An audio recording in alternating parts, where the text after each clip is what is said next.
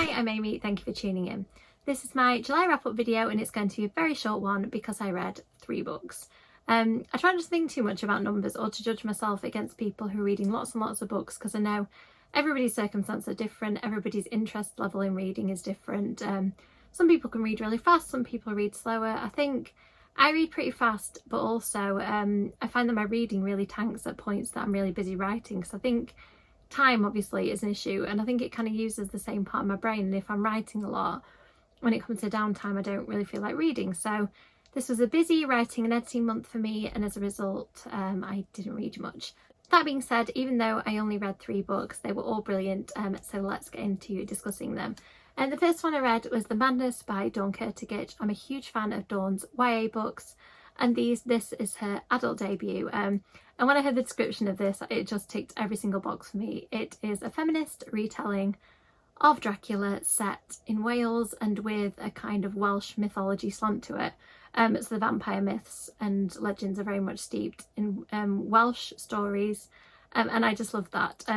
So I was going into it really excited, and of course with Dawn's writing it lived up to the hype. It is incredibly beautiful and evocative. Her writing is always really chilling and really lyrical at the same time. I think that her take on Dracula was really interesting. She used mixed media like they do in Dracula, which I think is always a nice nod in a Dracula novel, in a Dracula retelling, and also I thought that the feminist slant was really cool, that a lot of the characters are female, even the ones that are canonically, is that even a word? Even the ones in Dracula, let's say, that are male, quite often were female, which I think gave the book a really interesting slant without spoiling too much what it was about. It was very much about the treatment of women in society, especially some of those who are more vulnerable and can sometimes get left behind and scarily fall between the cracks.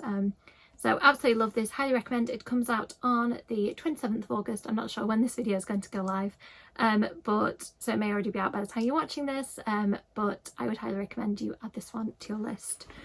The next book I read I don't have a physical copy for because I read an early ebook, and that is Let's Split Up by Bill Wood. I highly recommend you check out Bill's content on TikTok because it's great. He gives amazing book recommendations, and it turns out he writes brilliant books too, as I thought he might because he's so well read. So this is it was described to me as Scooby-Doo meets Scream, and it absolutely delivered on that premise.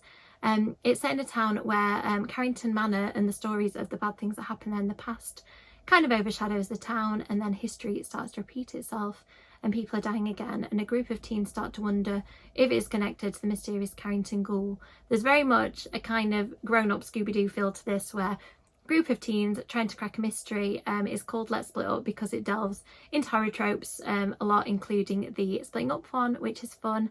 There's lots of horror references, great characters. I'd highly recommend you adding that one to your list if you're looking for a YA thriller. And finally, a book that's been on my TBR so many times, even though I had hardly any reading time, I had to read Against the Darkness. Kendara Blake's Buffyverse books have become some of my favourites. I was so desperate to read this when it came out, and life just happened. And several months later, I finally get around to reading it. These books follow Frankie Rosenberg, Willow's daughter. It explains how that happened in the books.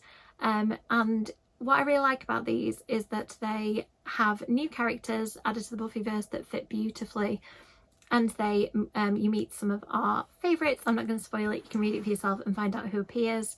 There's some of the characters go through all 3 books, and some are new cameos, which I really enjoyed.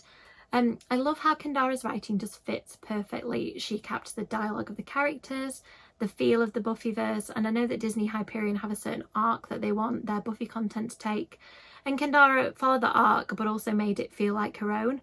And there was some like real kind of fist pumping Breakfast Club moments, if you know what I mean, then you know, in this book, where I was just cheering for the characters. I was so happy for how it pulled in elements of the Buffyverse that we'd not seen in the other 3 books.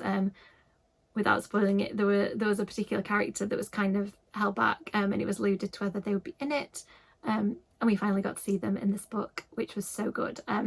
So recommend these if you have not read them. They are such a good fix if you've been missing the Buffyverse and just rewatching Buffy as I have been. So that's it, 3 books, 2 of them quite similar, delving into vampires, and then 1 quite different, 2 YA, 1 adult. And all highly enjoyable, so I definitely recommend you checking those out. Thank you so much for watching. As always, likes and subscribes are really appreciated. Let me know in the comments if you've read any of those books or if there's anything you think I would like, and I'll see you in the next video. Bye!